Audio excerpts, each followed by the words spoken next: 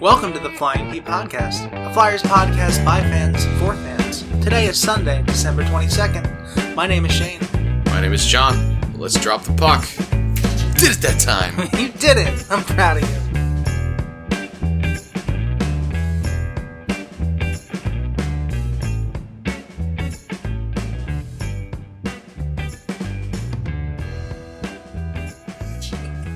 So we have, first and foremost, sorry again. Apologies. Again. Apologies, work does work things. Yeah. But we're gonna have big old breaks now. We're going to have big old breaks, and we're going to work on ways to not missing weeks when work fucking sucks. We're gonna teach Shane how to edit. We're going to teach Shane how to edit, which is funny because I'm deaf.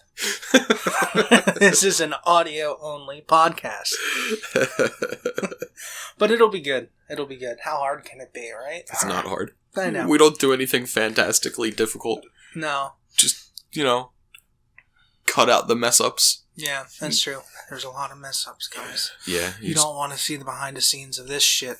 It's pretty ugly. It's pretty. It's super ugly. So a lot has happened since we last had an episode. So I'm just going to briefly run over some of the things that happened. As everybody knows now, Oscar Lindblom has been diagnosed with Ewing's. I don't even know how to... Sarcoma. For those of you who don't know, it's a very rare type of cancerous tumor that grows in your bones or the soft tissue around your bone. It affects people from the ages 10 to 20 mostly. Lindblom, I think, is... How old is Lindblom? That sucks. He's 23 years old. That absolutely sucks. This threw the Flyers' mojo off completely, as you would expect and as it should. I mean, this is a tight locker room, so that's not easy. We also have other people out with injury. This was a really rough stretch of hockey for the Flyers. It's been really painful, actually, with all those injuries. Yeah, I mean, Nolan Patrick's still out.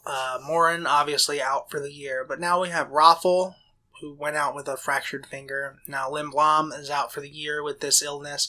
Scott Laughton hurt his groin and is out. I mean, in those three people alone, Raffl, Lindblom, Laughton, that's the core of your team, the guys that do the nitty-gritty. And Konechny was out during our break. Right, and Konechny was also out on top of that. Off of a kind of dirty hit.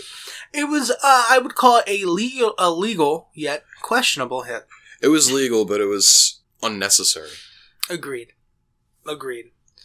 We also lost Joel Farabee for 3 games.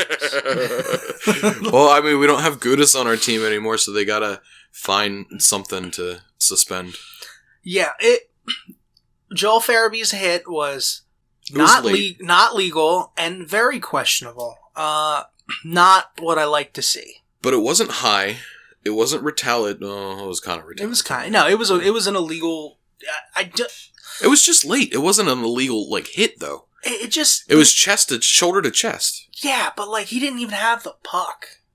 Well, I mean, that's the thing. He just. I mean, if you're gonna retaliate on someone, that's true. But they probably don't have the puck.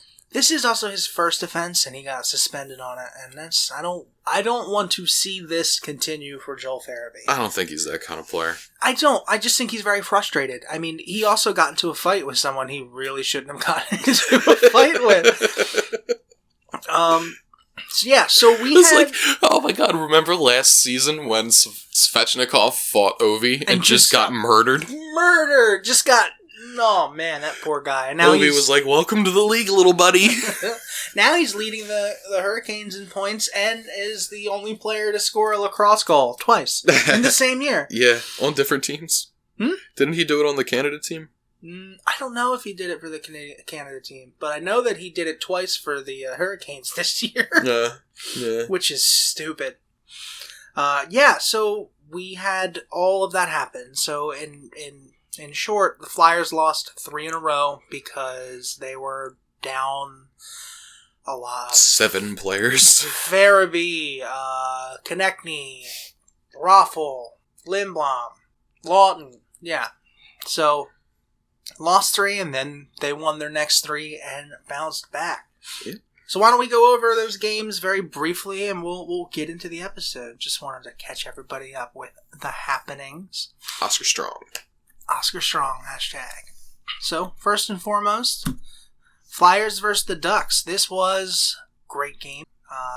We absolutely got dominated in shots, 41-31, and I think a big part of that was the fact that the Ducks had 5 power play opportunities. They were 1 for 5. They really did. It was painful to see all the power play, like especially because one of our power plays was them playing shorthanded.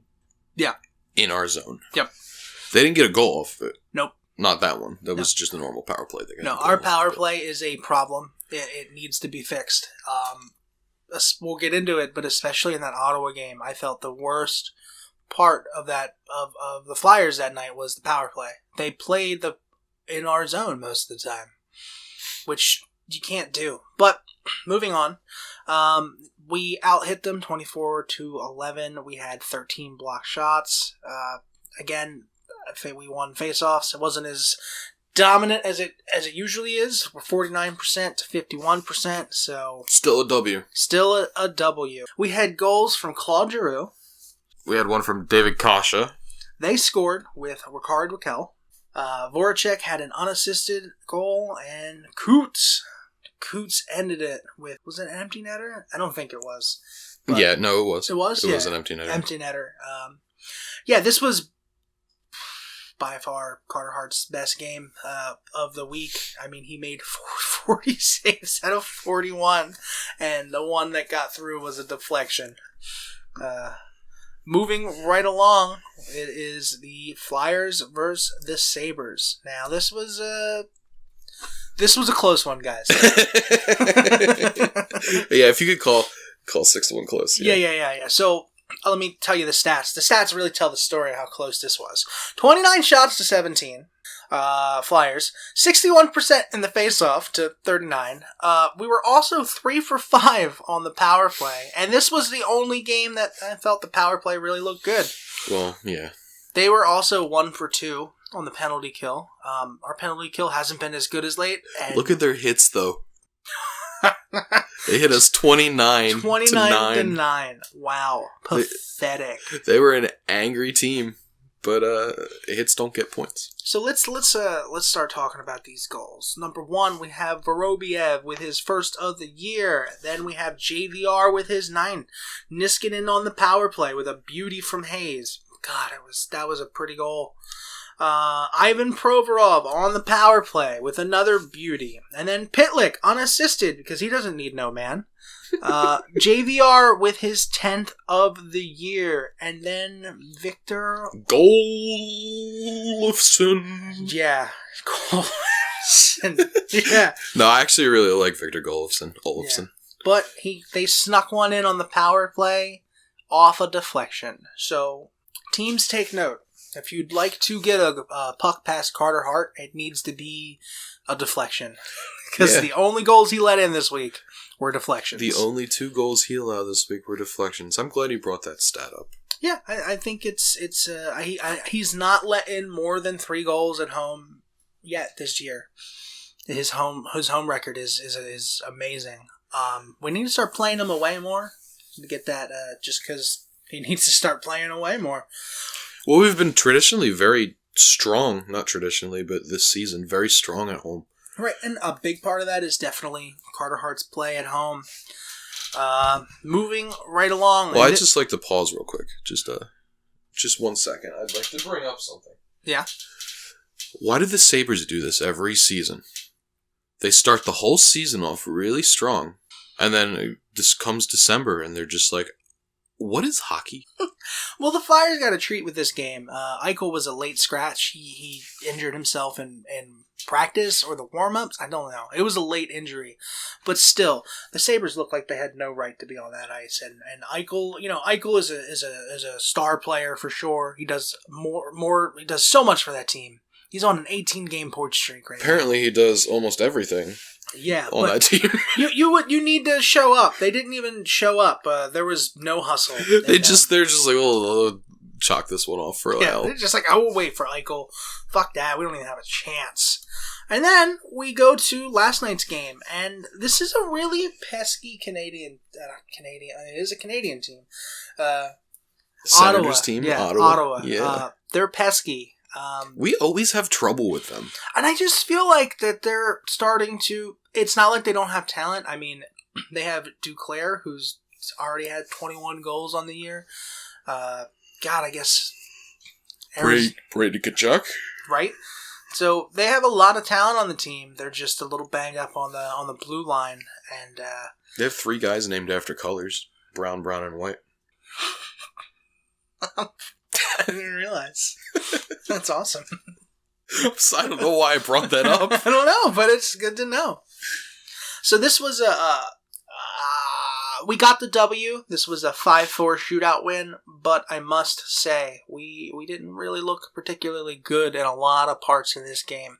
We fought for it though. We did, fought for it. It was a character win. It was a hard fought one. We won, and that's all that matters. This is another one. Why do we do this? We always struggle against Ottawa. We always struggle against for the longest time it was Arizona, but now Arizona's actually a pretty decent team. Decent, potentially a contender now that they have. They're Hall. top 3 in the West, right? Yeah. So. This is a tough. And what I heard on the broadcast last night, which is worth bringing up, 5 of their last 6 games, the Senators, have gone to overtime. Uh-oh. So. That's a sign. That's a sign. They're doing a Flyers. Are there wins there? No, but when you force 5 of your last 6 into overtime, that means you're in the games and you're competing. And this is what this Senators team does. They're a weird, scrappy team too.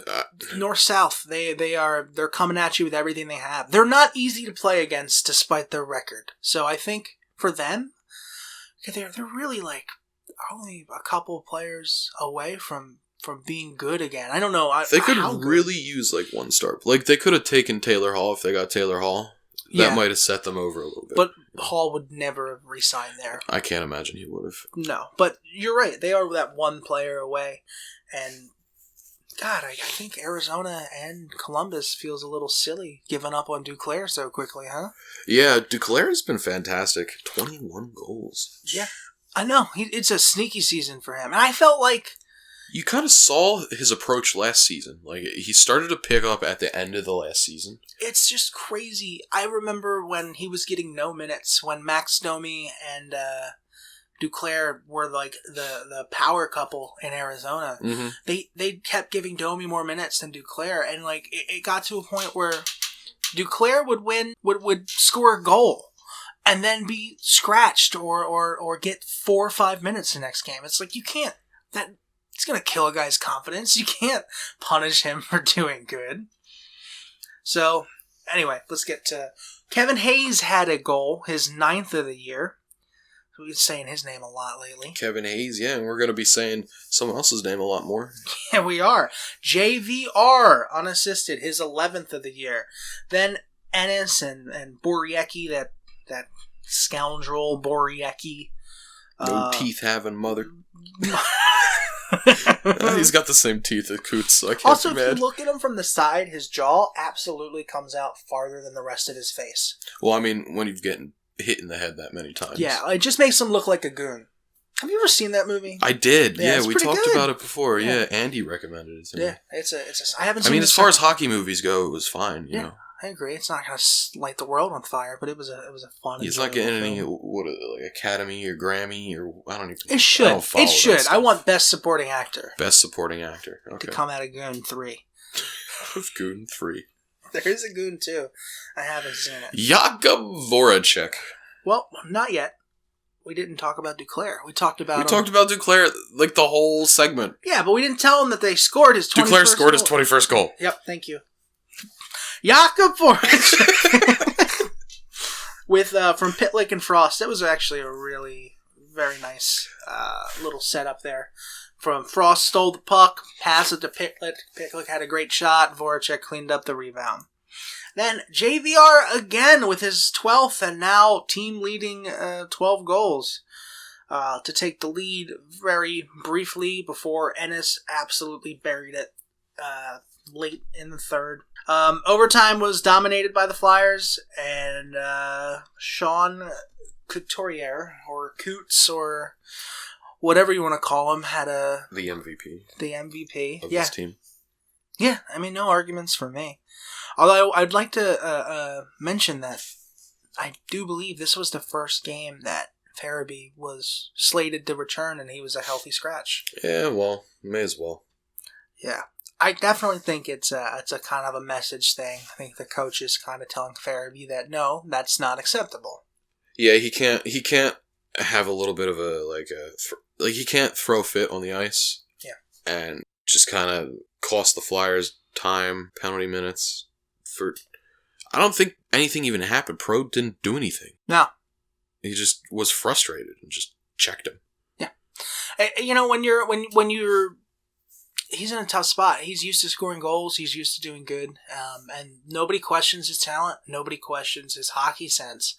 I think he's just kind of feeling the frustrations. And he's young. He's a young guy. Right. And I think Frost is going through the same thing. And, you know, these guys are used to dominating in their other leagues, and now they're in the big time. So they need to figure out what does work, doesn't work, and what they can do and can't do with their current skill set. And, yeah, so I'd like to see him back. Also, Niskanen was a late scratch for an illness. I've loved Niskanen lately. I have a theory for you, though, about that Farabee hit.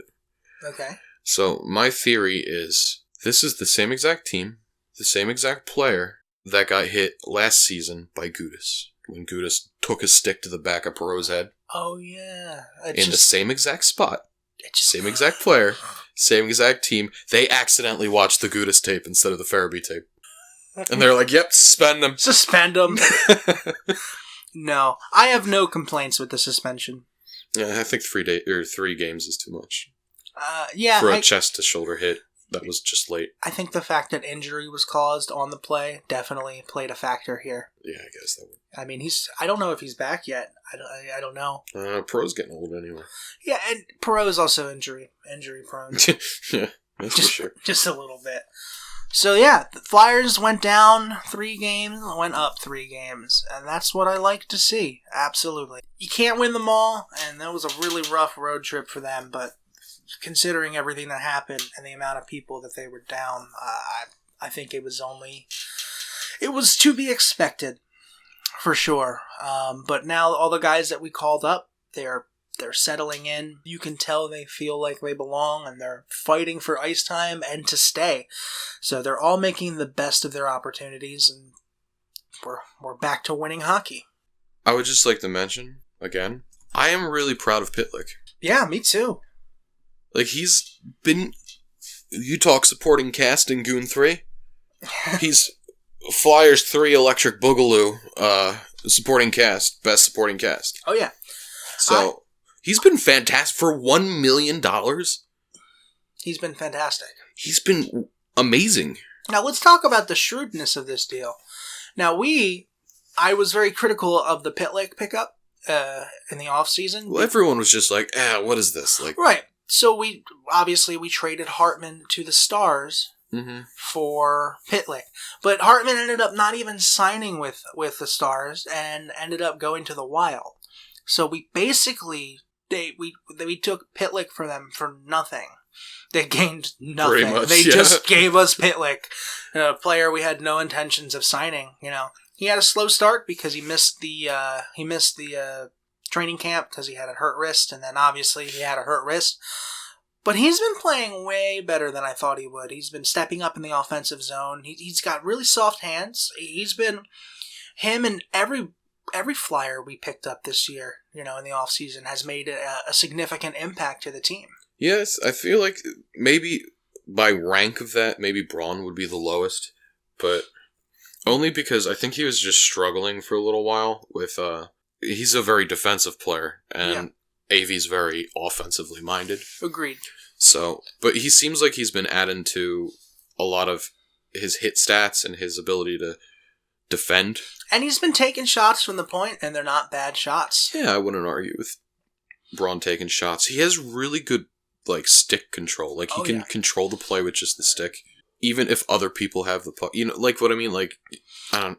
He doesn't go for the I don't know where I'm hit. going with this. He doesn't, he's not a super physical defenseman.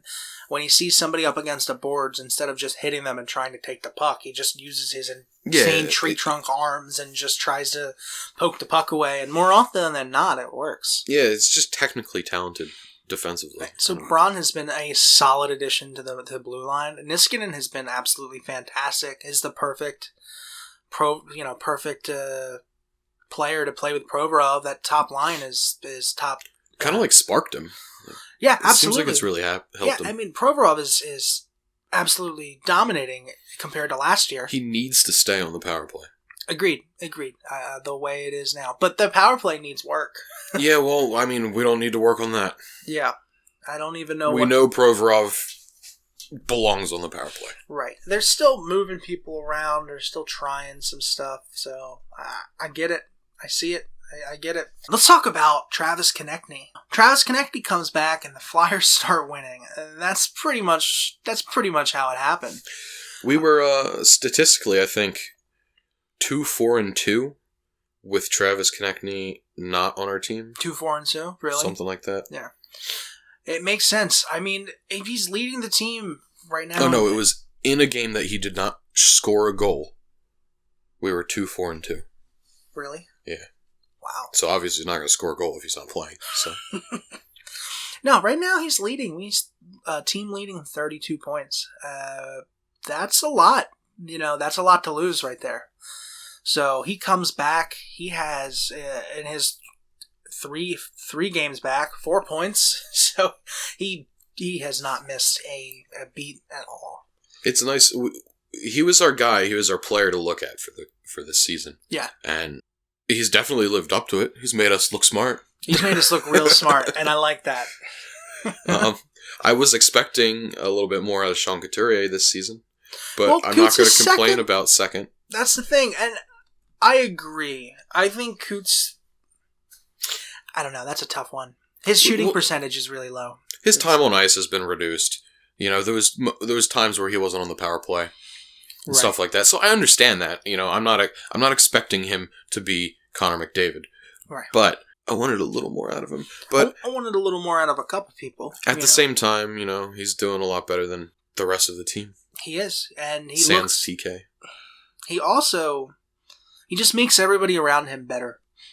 I mean, I've listened to a couple podcasts with Flyers players on it, and they all just talk about how playing with Konechny makes the game easier because they don't need to really worry about the defensive zone stuff. Like, he's got that. It helps them make their game a little more... You mean Coots? Coots, yes. Yeah. It helps them make their game a little more one-dimensional in a good way. Mm-hmm. So he's invaluable to the team for sure. But TK coming back sparks this winning streak, and yeah. Well, we got a new goal scorer leader, though. We do. I'd like to talk about this because I'm a little bit of a... You're high on this. I am high on this. Now, JVR is not having his best year, but I felt like that despite the goals not coming, he was still leading the Flyers in chances. High-quality chances, and he's not a liability on the ice anymore like he used to be. He's definitely taken the time to work on every aspect of his game, and now he's getting some puck luck. He's getting some deflection going in, but he's had 6 goals, 1 assist, 7 points in 5 games, and he's now leading the Flyers in goals with 12. And it's crazy how you struggle all year, and then all of a sudden he explodes like this, and he's leading our team in goals. He's got 91 shots, too. I know. Yeah. It's even his demotion to the 4th line hasn't stopped his shots or his chances. Yeah, I mean, as far as shots go, Claude Giroux, Sean Couturier, Kevin Hayes, JVR. Yeah, so he's right up there. So all the stats and the metrics were pointing forward for him. It was only a matter of time. And he's a streaky player. He might keep going. He might stop. The holiday break that's coming up might slow him down. But this is going to be a huge confidence booster for him. And I think, he's at back-to-back 2-goal games. So you can definitely tell his swagger's getting back. Yeah, you said he's 6 points in 5 or 7 points in 5? 7 points in 5. 7 points in 5. Yeah. 6 of them were goals. I mean, AV said, step it up, guys. And they are. They are, absolutely. And it seems like... They're kind of clicking with AV's style now. I think so. Well, my original expectations for this team were them to struggle until the holiday break and then finally start to pick up AV's style. Except, I mean, they picked it up a little bit more, way quicker than a month and a half earlier. Yeah, and, you can still see that they're still working on it, and the injuries are obviously going to play a role, but this is a good fit. He's a good coach for this team, and they're buying into his system. The guys seem happy. It looks like they're having fun on the ice. They're winning again.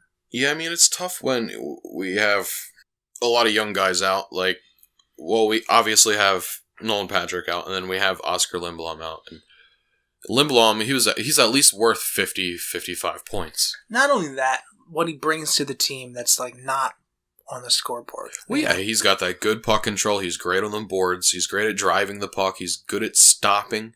And he's good at transitioning through the zone. Yeah, we lost a top 6 forward for the rest of the year. That sucks. It really does suck. I feel bad for him. I do too. But hey, man, Philadelphia is probably the best place to be for something like this. Did you see a lot of the feel good stuff from all around the league?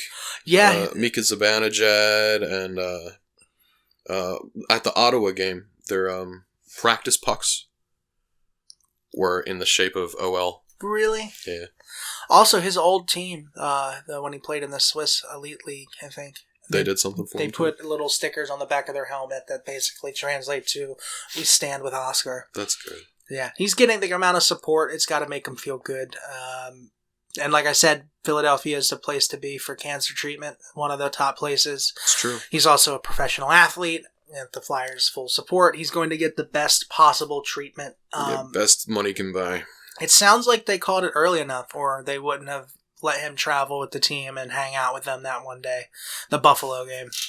So there was a big push online for trying to get Oscar Lindblom to be the Metro captain for the All-Star game. I saw that. Yeah, but Ovi got it. And I mean, Ovi deserves it, and they shouldn't derail everything because of one player. But I think it would have been cool if he got it. Cool, yeah. But at the same time, I can't really complain because, it's the All-Star game. Lindblom isn't an All-Star player yet. Not yet, but maybe he'll get there. Yeah. I hope that we'll have him next year. I really do. I hope he can play hockey again. Bottom line, I hope he's just okay. He's tough. I mean, he's a professional athlete. His body is physically designed to be tough. Yes, I mean, he's spent his entire life honing his body. So, yeah, this is a tough one. But, the loss of Lindblom for the year, I wonder how the Flyers will approach that. Because losing a top 6 guy like that is not easy, and there's really nobody of caliber to replace him. We have reshuffled the lines. We have G, Coots, and Konechny on the top line, which, we stacked that line because of necessity, really. Yeah, unfortunately, Lindblom plays like a young Voracek, I think. I agree. And it seems like, Voracek's not going to turn back time and become young again, so it's kind of tough. They can put him on long-term injury reserve, right? And that would open up some cap space, but it's not enough to get a player of his caliber. No, we're gonna have to potentially make a trade, and I still hear a lot of talks about Ghost. Yeah, I think if someone's going over the Christmas season, or even up to the deadline, it's going to be Ghost. They're going to try to get everything they can. Yeah, if they can. Sorry to cut you off. I do not want to see them undercharge for this. I don't think so. I don't think they're going to trade Ghost for picks and prospects. I think if we have enough of them at this point. If Ghost goes, it's going to be a hockey trade. It's going to be a player for player, and I believe that they will not accept anything less than a top 6 forward. Yeah, they have to be second or first line. It's our only chance. Yeah, yeah, and. I think they'll reassess Patrick again after the holiday break. They'll look at their options. If they could not get anybody, and this would be the perfect time for Patrick to slot right back in. But again, there's a possibility that he doesn't even play this year. Yeah, I'm starting to feel like that's a very high possibility. Yeah, part of me wants him. Obviously, I want him to come back. Part of me wants to say just shut him down for the year and let him rest for a year, you know? Yeah, but he doesn't want to, you know, and that probably helps his drive. I think... Is the drive to get back. Like, once he hears, like, we're just shutting you down, things are going to slow down. Right. I think that if he does come back, he will be incredibly motivated. I think he'll make the most of it for sure. Well, I mean, any goal is better than no goals because last season his stats were terrible. Yeah. The season before that, it was a rookie, so I guess I can't blame him. Right.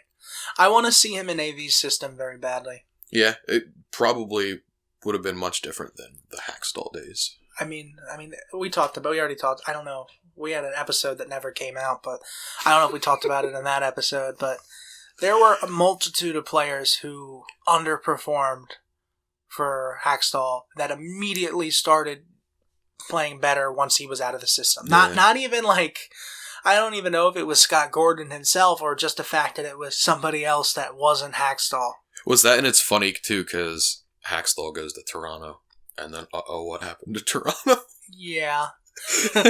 Yeah, they're having some trouble. On the power play. Penalty kill. On the penalty kill, I mean. Yeah. Yep, and that's his bread and butter, supposedly. I wish him nothing but the best. He was a very successful college coach. I'm sure he'll figure it out. I mean, that's what always happens. Fucking Craig Berube left and then won a fucking cup with the Blues. So this is sports, and this is Philly fans, and Philly fans often kind of start to cross the boundary between hating the job and hating the person. Yes, I think that that's a very good, solid point. Like, I don't hate Dave Hackstall. No, as a person. Nor should anybody. He's doing his friggin' job. He did it shitty. Yeah. Like, fired him. We took too long to deal with it. Right. We didn't fire him fast enough, and that's the reason Hextall got burned. Yeah. At some point, you got to look at it and go, this isn't working. Right. Yeah. He had more chances than most. So, he had way too many chances, almost like collusion level chances. But right, there was a multitude, and I don't think that the Flyers felt good last year. I don't think they felt happy. No one felt happy last year. You couldn't eat pizza. Yeah, I know. We've been over this, and you want to eat pizza and be happy, don't play for Hackstall and Hextall. Also, that was just a mess. Their names are too similar. It's annoying. Yeah, it was very annoying. So do you think that he hates the Flyers now, Hextall? I don't think he gives a shit. I honestly don't think he gives it. He made tons of money. That's true. Made tons of money, and he's still got a job, and he can quietly disappear into the woodwork where no one will pay attention to him. Yeah. He'll be back. And he might come back to coach a team in another 7-8 years or something. I wonder if he'll coach or be a GM. It'll be tough for him to be a GM after getting fired. I mean, maybe he's better on that man now. He's not.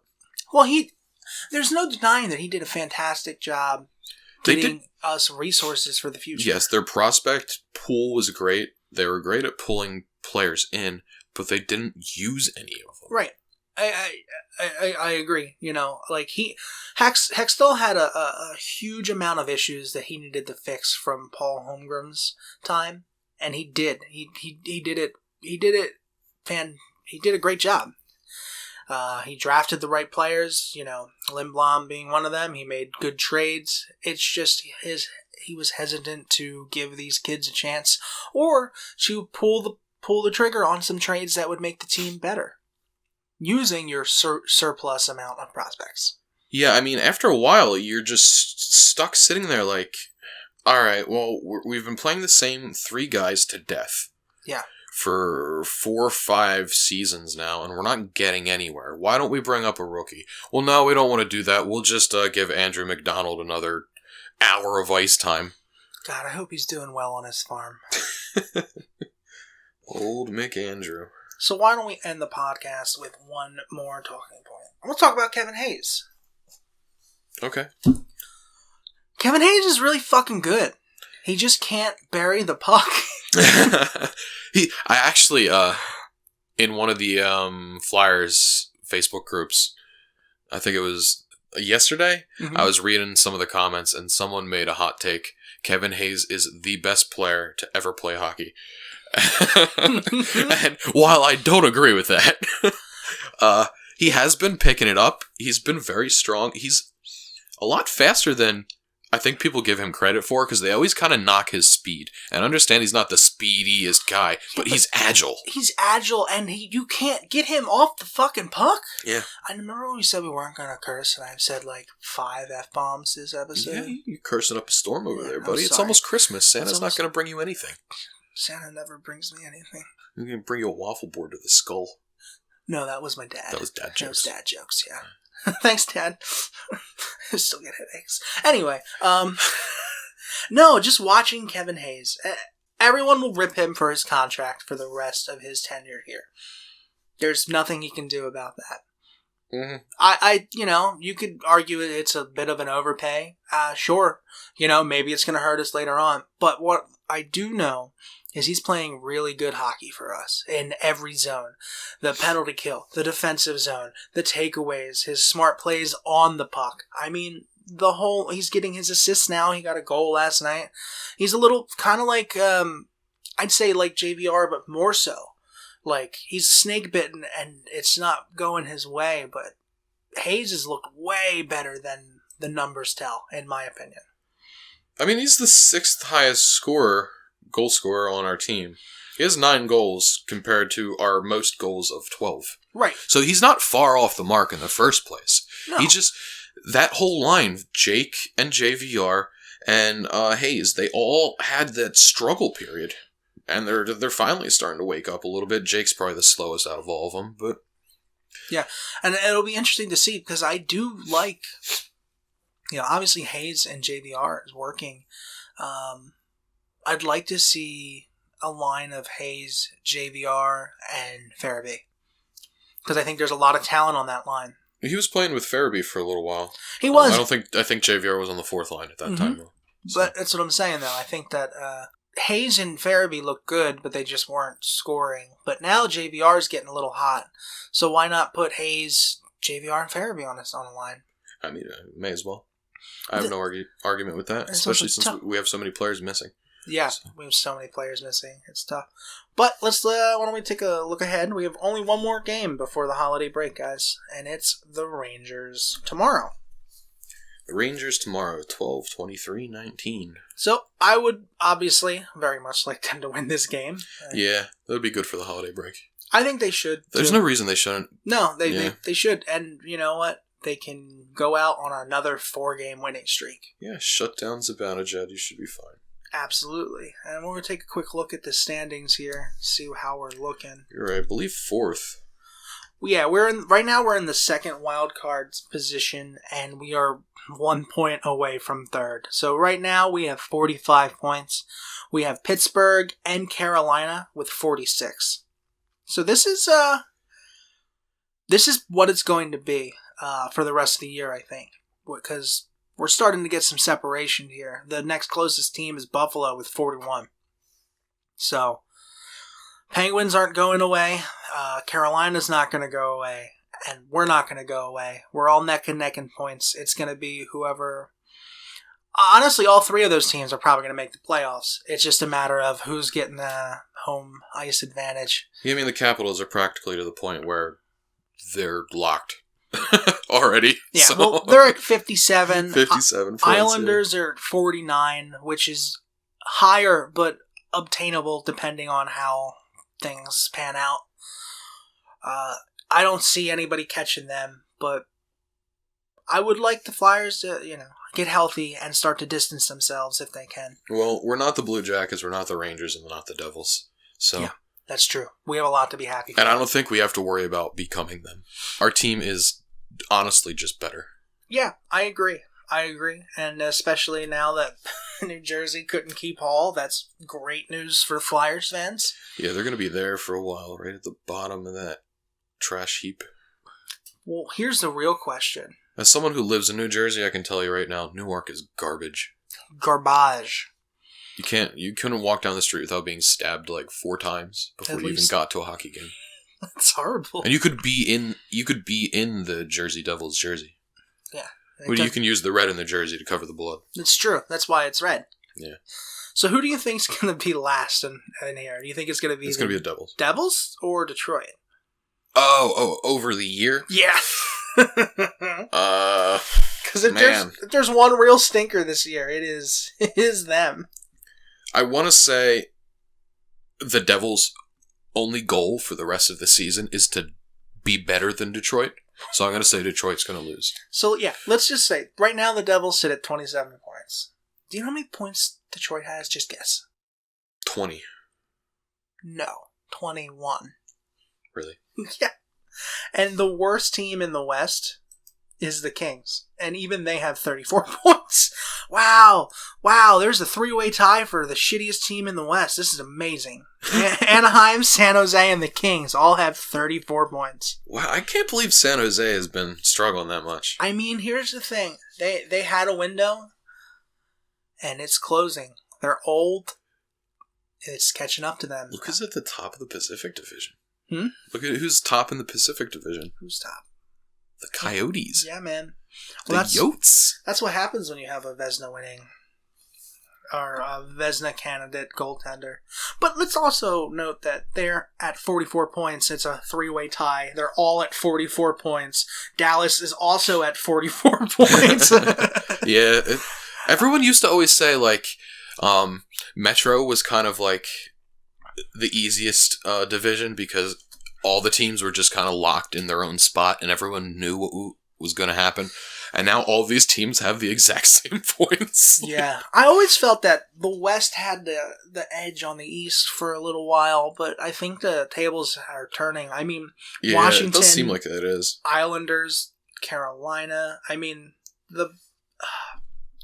there's a lot of really good teams in the Metro and in the East. It's gonna be a tough run. Yeah, it seems like just the closer you get to California, the worse your team gets. Except for Arizona. So they still they got a couple 100 miles difference. Yeah, they're okay. It's a little bit of a ride to San Diego from there. I mean, Taylor Hall on a good team now, like a team that wins, that team that needed scoring help. That's going to be big for them. I could absolutely see him signing there too. Yeah, they do have Kemper out though. Their workhorse goalie is out week to week. But their backup's no slouch either. That's true.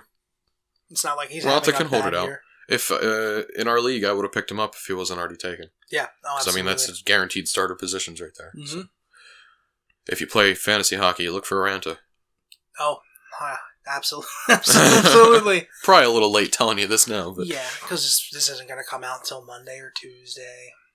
I should have it done tomorrow. Oh, okay. So I will talk to everyone else tomorrow. My feet are ice blocks right now. Yeah, it's fucking cold in here. We're gonna call it. Thanks for listening. Be sure to like our Facebook page. We're gonna start uploading on SoundCloud as well. All the links will be there. Please give us some feedback. Let us know what you like, what you don't like. We're constantly trying to figure out how to do this. This is both of our first all podcasts. Comments are very welcome. If you have any input, any ideas, you want to come chat with us, I don't care. Yeah, we'll talk. We'll talk about your team. Yeah. Hey, man, maybe we'll make a Discord and have people hang out in it. Yeah, you bring your Jersey Devils talk over here, Andy, and yeah. Also, listen, we're not asshole fans. You know, if you want to just talk hockey with us. Yeah, we're not gonna sit here and trash your team. Yeah, no, we love hockey and we want to talk. Honestly, just want to talk hockey about everything. So, let us know about your teams. Let's chat. All right, guys, check us out. Facebook, email is flyingppodcast@gmail.com. See you later. Peace.